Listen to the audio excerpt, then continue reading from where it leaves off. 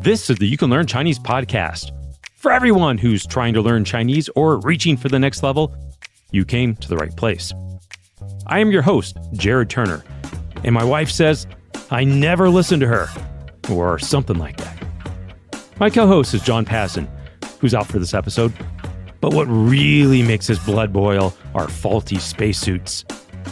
In this episode, a clueless American white guy shocks a podcast host with perfect Chinese using one trick that teachers hate. My guest is none other than Ari Smith, better known as YouTuber Xiao Ma. In this light and engaging interview, we dig into how he got started with Chinese and how he turned almost by happenstance into a YouTube sensation. Here's Ari in his own words.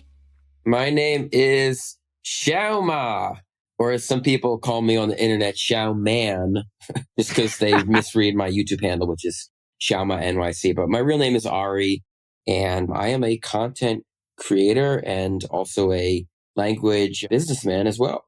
Great. Why did you start learning Chinese?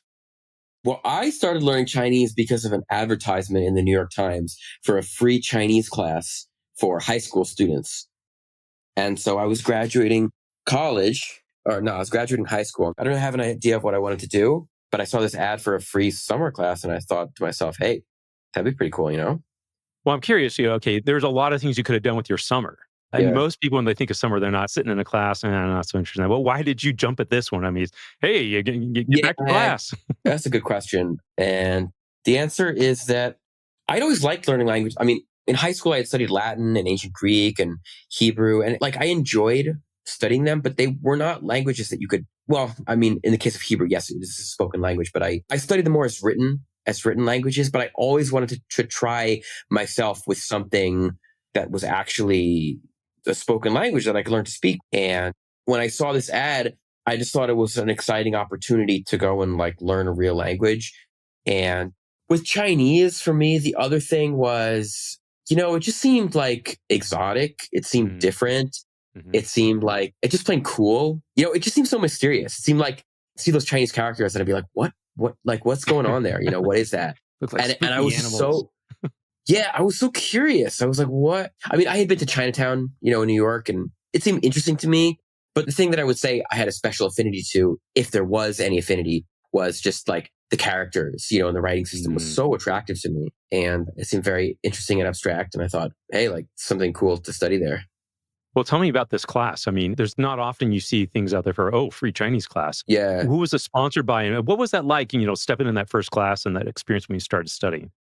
So this was actually sponsored by the U.S. government. They have a Star Talk program, basically, so the idea of it was to get Americans to learn languages that are critical to national security was the idea, right? Mm-hmm. So they had sponsored free classes for Chinese and Arabic and a few other languages.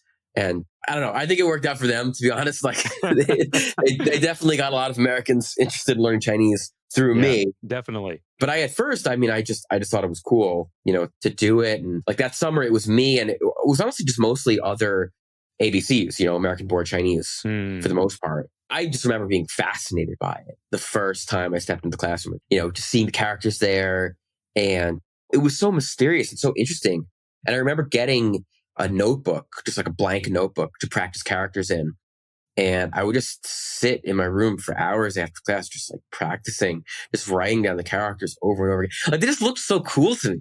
I was like, man, this is a language you could actually learn. It was cool. It was cool. And then I tried to tease out the philosophy behind it, got into Chinese philosophy for a little bit. And it seemed really interesting to me. It was just something that I wasn't used to.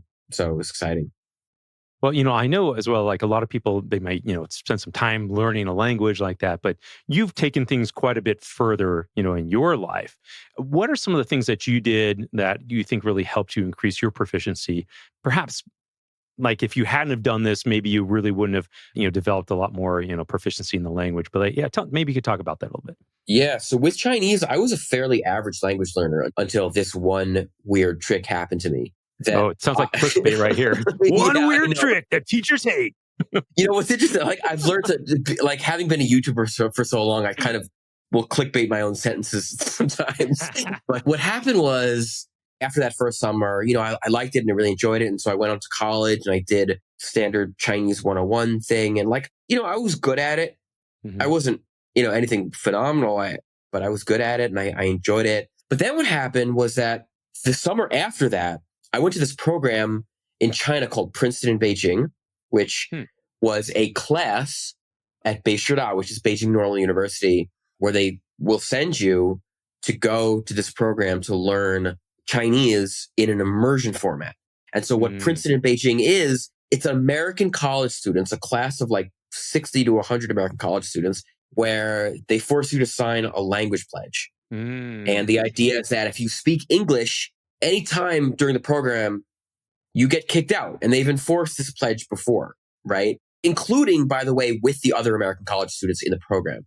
Yeah. And so I'm going to this program, all of a sudden thrown into the deep end, being forced to speak Chinese with only a year of college Chinese under my belt. Wow.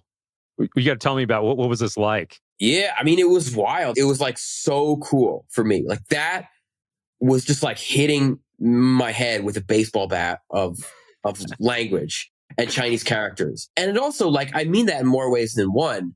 It was such a powerful experience, both in terms of learning Chinese, but also in terms of how to learn a language. I all of a sudden realized, oh, this is why I was so bad at learning languages for so long, is because we weren't actually speaking. And when that clicked for me, I was like, oh, okay. So now I'm going to actually get good at learning language.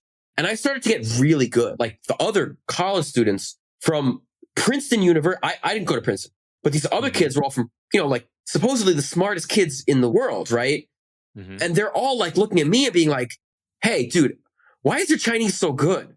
They were all very confused, But for me, it made so much sense because up till that point, I had just been learning languages with the wrong methods. And all of a sudden it's like giving candy to a baby, to a 2-year-old for the first time in his life. And it's oh, wow, this is really good. I just took to it very naturally. It was just total immersion and speaking. And after that summer, I spent a whole year in China at another university in Beijing. And I got even better at Chinese during that year, and I tried to use the same methods that I had learned from that program. So I tried to not have any American friends, only hang out with Chinese people. And I took it even farther. I was influenced by this guy. I don't know if you've heard of a website called All Japanese All the Time, but it was huge. It was this guy, this 18-year-old from Utah who taught himself Japanese to fluency in 18 months and then flew to Japan and got a job working as a software engineer at a Japanese company in Japanese. Wow. Right. And he just self-taught himself Japanese from his mother's basement. And his advice was all immersion and all Japanese all the time, right? As the title of the website went. So I tried to combine that with what I had learned from the Princeton in Beijing into my own all Chinese all the time method. And I threw out all my English language music. I only listened to music in Chinese. I was doing hundreds of Anki reps per day. I was doing 50 new Anki reps per day for a year. Wow. I had 500 Anki reps per day at the peak. And so I was spending 1 to 2 hours on Anki every day. If you don't know what Anki is, it's a flashcard. It's a flashcard program for the listeners. You're ODing on an Anki there. Yeah. No, I was ODing on Anki. I was going totally crazy on Anki.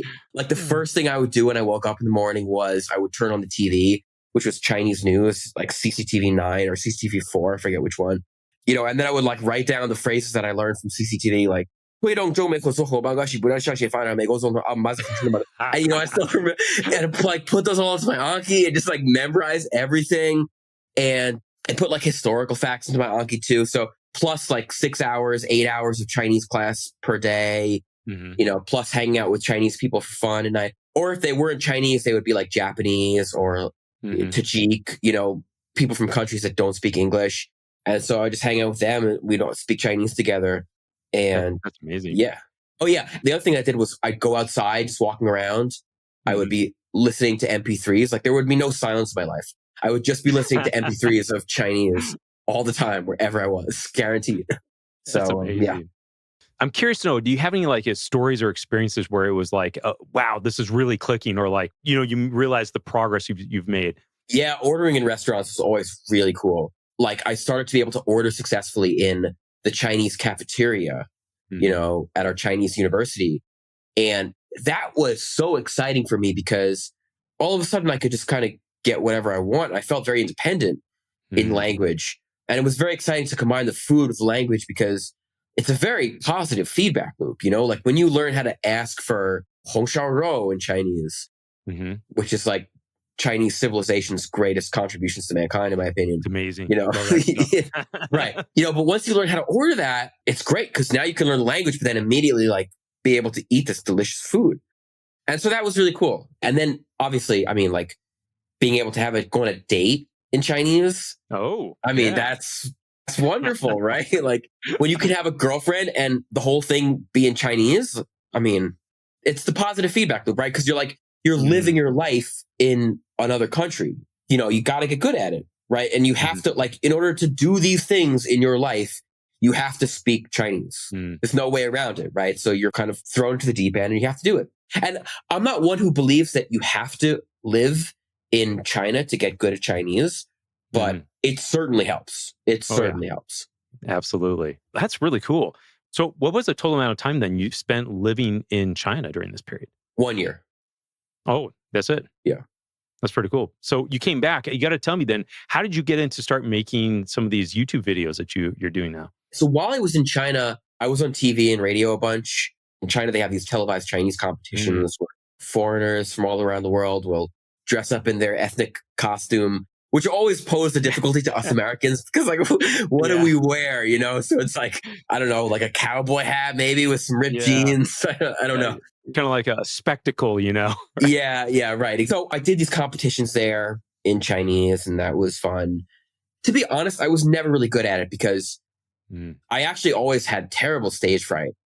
Like I was good at Chinese, but I was bad at the competitions. I was too nervous, Mm. too anxious. But I did enjoy performing. I enjoyed using language. I enjoyed being on camera. And so when I got back to America, I had heard about this cool new thing called YouTube. This was back in 2011. So I decided to try making some YouTube videos, me speaking Chinese. And I remember the first video that I went a little bit viral. It got like 700K views, which for me at the Yeah. time was a lot. Yeah. That was the first video I ever uploaded to YouTube. And like I had friends from my college messaging me being like, dude, I saw you on YouTube speaking Chinese. That's really cool. And so it was exciting for me to do that. And so then over the next few years, I posted these videos from time to time and most of them wouldn't go viral. In fact, most of them wouldn't really get any views at all. But it was just fun for me. It's something I did in my free time. And I had a full time job. I worked in finance for a few years and then I Mhm. worked in software for a few years. I would just be doing these YouTube videos on the side, posting on YouTube, but then also eventually posting on this Chinese website called Bilibili. Oh, yeah. And then in 2018, I decided to quit my job and try doing videos full time. Wow. How was that transition for you? Well, at first it didn't go so well. I mean, I was working like a maniac. I was posting a video a day Oh, for wow. the first like several months. And then for the first year, I was posting still multiple videos per week. But it wasn't working. Like, I mean, some of the videos would occasionally go viral in China or in and other countries too. Like maybe they would go viral in the Philippines or India. But I wasn't making enough money to support myself living in New York City and probably most places in America. I was Especially making New York below City. Right. right, especially New York City. Yeah. So I was making below the federal poverty rate. So I was on Medicaid. And I was like, why am I working Mm. so hard for Mhm. no reward? And occasionally the videos would go viral, but it just wasn't, I couldn't do it. So I was like, all right, I'm just going to go back to software. Right. So like a year and a half in, I was like, that's the end of my experiment. And so I started prepping for jobs back in software engineer and I was studying for coding interviews and all that stuff. And then like I decided to try like one last video. I went out with my friend filming and it was just like a kind of like a vlog of me but like buying groceries in Chinatown and we filmed it and I was like, man, this video is so stupid. Like who's gonna watch this dumb piece of shit like buying grocery like vegetables in Chinatown? Like, why would anyone care about this? you know? And my friend, like, it was so boring to me. And my friend was like, you know what? Just post it, whatever, man. You're just like trying these things. Like, why not post it? So I was like, all right, fine, I'll post it, you know? And anyway, so I was like, still while brushing up on software, I was like, I posted it. And then, you know, it flops as I expected. All right, dumb video. And then like a week goes by and I'm like checking my phone. I see that the video has 100,000 views. I'm like, oh, that's interesting. You know, I haven't had a video get 100,000 views in a while. I think that's pretty cool. A couple of weeks go by. I'm like, it's like 500,000 views. I'm like, whoa, what? That's weird. Yeah. Then like another week goes by. It's at 1 million views. Wow. I'm like, whoa, this is really strange. And then I look at the comments and they're all in English. Like Americans like watching me buy like bok choy in Chinatown. Wait a second. So what? What I'm gathering here, though, is that what you're saying before that all your videos were targeted towards Chinese-speaking people, Chinese-speaking natives, right? And now now you have my videos, non-native speakers of Chinese who are watching your videos in Chinese. Is that right? Yeah. I mean, up until that moment, like the vast majority of my videos had been viewed mostly by Chinese people in China. You know, and occasionally they would go viral, but they would all go viral in China and didn't make any money. So I was like, all right, it doesn't matter if it goes viral in China because I can't make a career out of this. Sorry. Yeah. So, but this video was going viral in America. And when you go viral in America, like you could actually start to make some money. I was looking at this and I was like, that's cool. But also I was kind of confused because I was like, why are Americans watching this? You know, because for me, it was so strange because like this was the most boring, ordinary thing to me. And so I never tried making this type of video because like, it was just like dumb. Like I was like, this is so boring and ordinary. But what I realized was that to Americans, it was fascinating to see a white guy buying groceries in fluent Chinese. Like that was interesting, you know, to people. It was funny and cool and heartwarming. And so I tried doing some more of these videos. I made one where I went into a nail salon and started getting my nails done. Manicure. I'm just like a white guy in a Chinese nail salon having my nails done. And then I start speaking to her in Chinese and she's totally shocked. And then I post this video and the first day, like I was doing some photo shoot with my friend and then we're in the car together and he's like, dude, do you know that video you posted this morning has 8 million views right now? What? Oh and I'm like, what? 8 million views? And so then I started 2 and 2 together and being like, oh, okay. So I actually don't have to be a software engineer anymore. Like I can actually make a career out of this, right? And so, yeah. That's like a very abbreviated version of the story. And there's a lot of more twists and turns there. But yeah. Your most popular one, I think that most people see is, clueless white guy walks into the restaurant and speaks fluent Chinese. Nobody into the restaurant, mind blown here, right? What do we think it is about that you think kind of gets people's attention? I know you touched on it a little bit. Yeah. What do you really think it is? Well, so I think with the restaurant, I mean, I was very surprised that video got so many. I mean, I think on YouTube right now, it is over 80 million views. Wow. Like, I mean, it's like a Mr. Beast video. And I think what happened there was that I think it was just the best distillation. So the first video that I made, like ordering groceries and buying groceries, it was interesting because, like for one, you're watching this American, specifically a white guy, speaking fluent Chinese and doing all these things in Chinese. Like that itself is interesting, right? But I had made many videos prior to that point speaking Chinese, fluent Chinese, and that were not seen by a single American. The video that I made was different because I was interacting with Chinese people speaking their language, and they were saying things like, oh, you speak Chinese, and we were having a conversation, and they were surprised that I was speaking Chinese, right? So the element of surprise was very interesting. But the restaurant video was something else, because what happened with the restaurant video was not only was it me speaking fluent Chinese, like it's a white guy all of a sudden speaking fluent Chinese, which itself is surprising. But beyond that, and it was also Chinese people being surprised that I speak Chinese, which that was another layer. Like, that's also, it's interesting to watch people get surprised when you speak a language, right? It's kind of cool.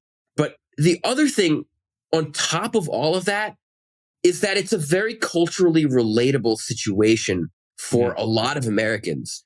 There's a Chinese restaurant in every single town in North America. You can go to the smallest. I was just in a tiny town in Saskatchewan, Canada, with probably like 1,000 people or less live there. And there's a Chinese restaurant in that town and also a bar run by Chinese people as well. And so like, it's a universal experience of North Americans and Europeans as well to go into a Chinese restaurant and try to order with people, but in their own language. And sometimes people will wonder, this is kind of how they don't really speak so much English, but like, what if I could speak Chinese, And so for me to be able to do that, it's almost like a sudden cocktail party superpower. It's like Clark Kent, taking off his glasses and ripping open his shirt. And all of a sudden he's fucking Superman in the Chinese restaurant.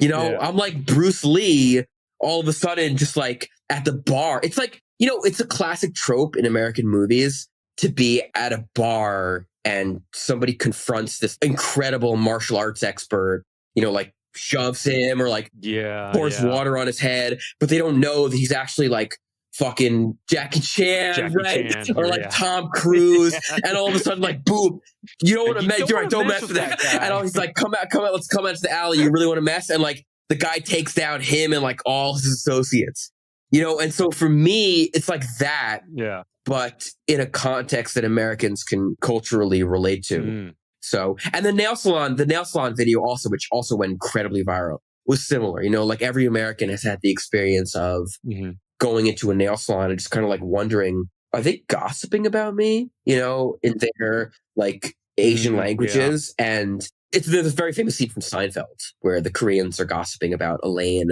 as she gets her nails done. And it's like every American girl has had the experience of going into a nail salon and just like wondering, what are they saying about? What are they saying about? What are they saying? Right. Really? Yes. Which are some prized moments and memories I have of my time in China. It's moments talking about you and you're sitting right next to them. I'm sitting right here, and Chin's like, exactly. Right? Yeah. Tell me then a little bit how things kind of evolved. With what you're doing with these videos, because I know that you're moving beyond Chinese. It looks like you've been learning and trying to and studying some sometimes even very obscure languages or very few speakers. Maybe you could talk a bit about that. I've moved off the mass market track and into the boutique language track. I mean, I guess, look, what happens is I love Chinese and I love learning language. And if it were up to me, really, like, I would spend my life just delving into Chinese poetry. But the reality of of what I do as a business is that, the first video you make surprising people by speaking Chinese is like, oh my God, that's incredible. You speak such amazing Chinese. The second video is like, whoa, dude, holy shit, you're speaking Chinese again. The third video is like, dude, that's pretty cool. The fourth video is like, yeah. You're speaking right. And the fifth video is like, yep, you're speaking Chinese again. And then the sixth video is like, okay, yeah, I've seen that before, right? We got that long tail, right?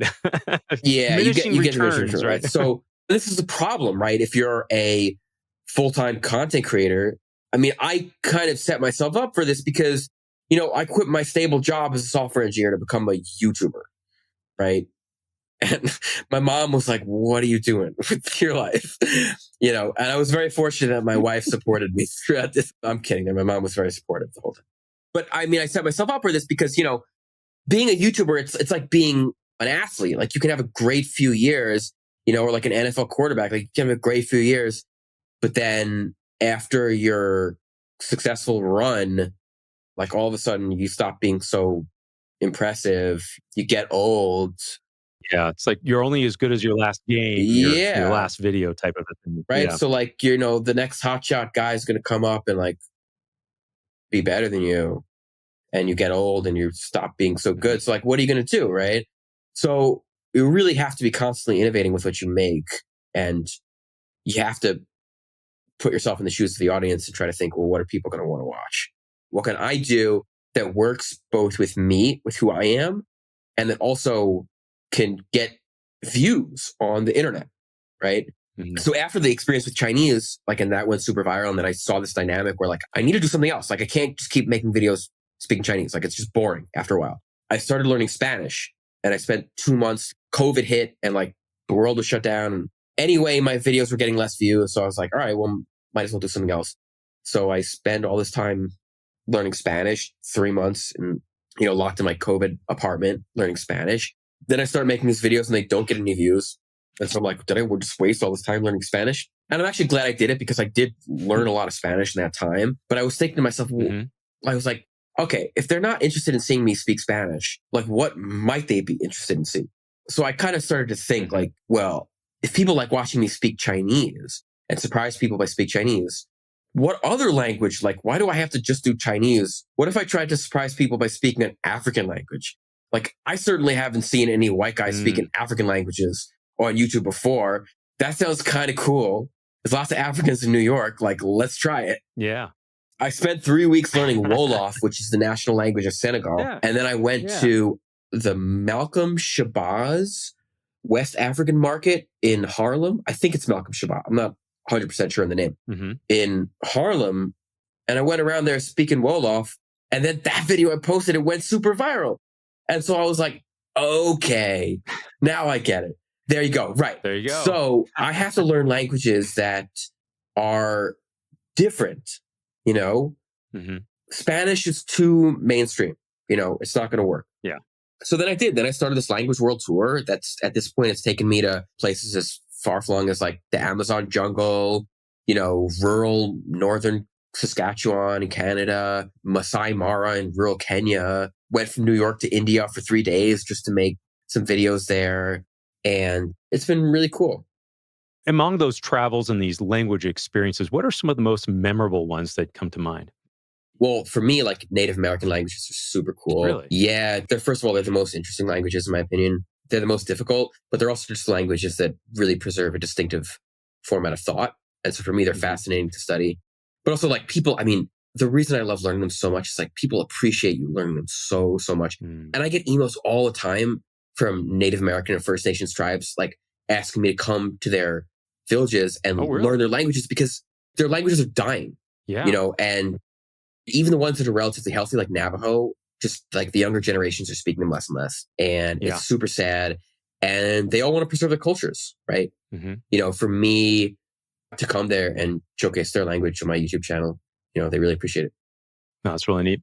Are there any experiences you had regards to those Native American languages you can think of?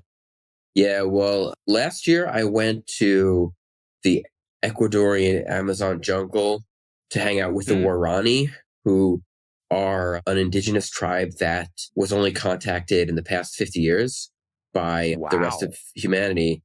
And it's like really fascinating because they're one of the few tribes left on the planet that still is a genuine hunter-gatherer tribe.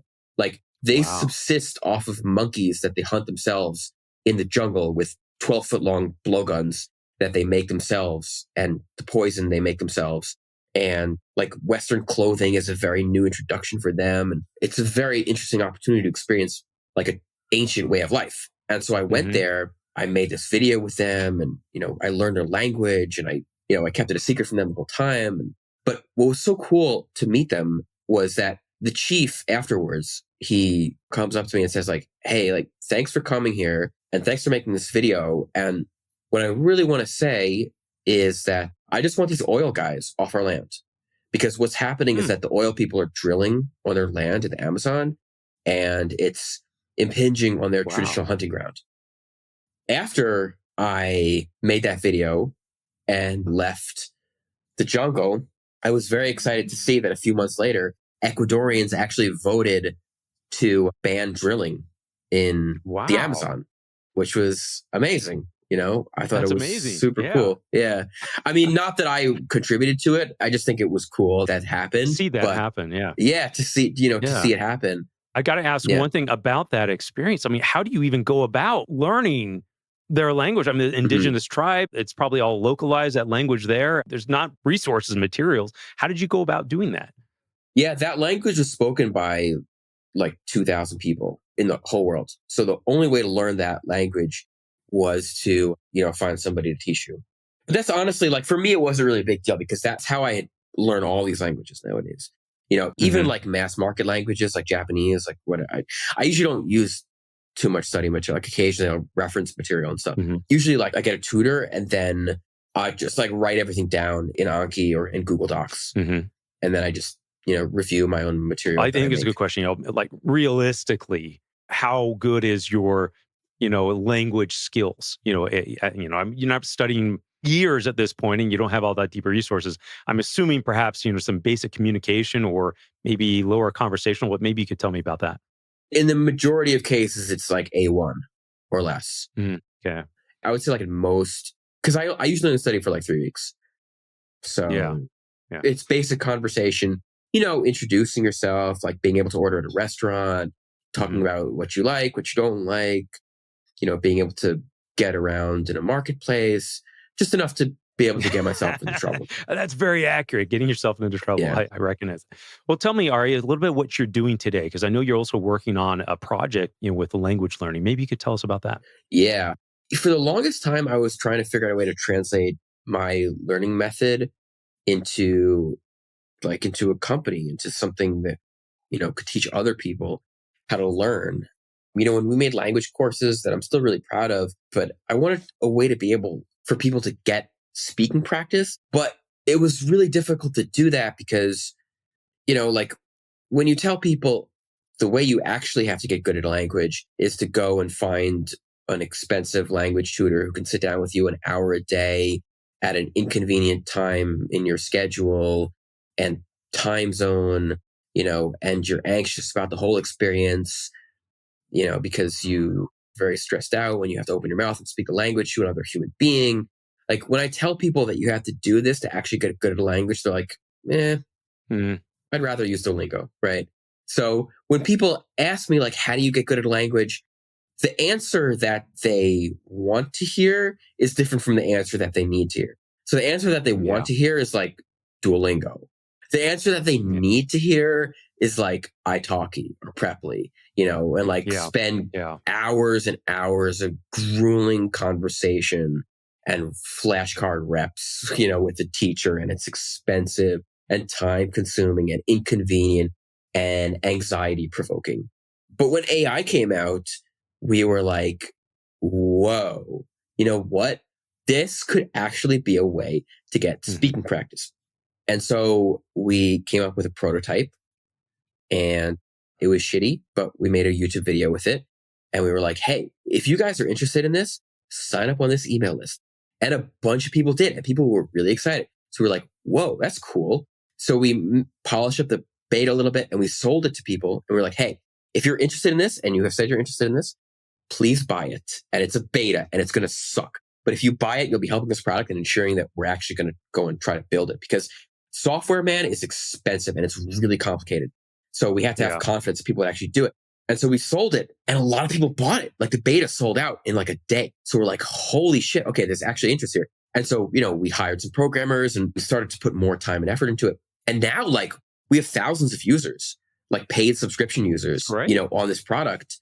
It's really exciting. And so we're investing a lot of time and resources into developing this. And we're extremely excited because I really think this can revolutionize language learning in a lot of ways. Represents the future of how people will learn languages, including in K through 12 schools, by the way, which like for the longest time, I just had dreamt about a way of learning, sitting in a class and watching the teacher drone on for 45 minutes as you sit there learning nothing. Like you can do that. Every American kid has the experience of sitting in Spanish class for 8 years.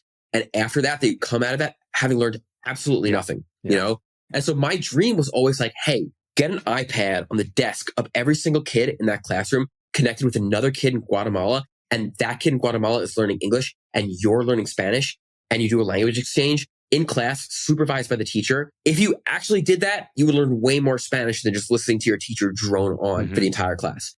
Logistically, it's very difficult to set that up. But now with AI, it's possible, right? Teacher gives a 15-minute lesson and then, hey, you guys all go back to your desks and practice with AI for 15 minutes, supervised by the teacher. And that's your lesson, and they're actually going to be speaking in that way. And the AI is speaking back to them. And so it's one-on-one speaking practice, but actually way more convenient and logistically feasible than with a human teacher.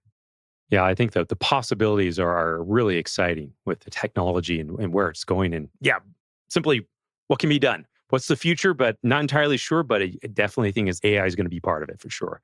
Yeah, I think so too. So anybody interested, check out Teacher AI at yourteacher.ai. And that's my one more plug. Time, that's Teacher AI. The yourteacher.ai/Xiao Ma NYC for 20% off.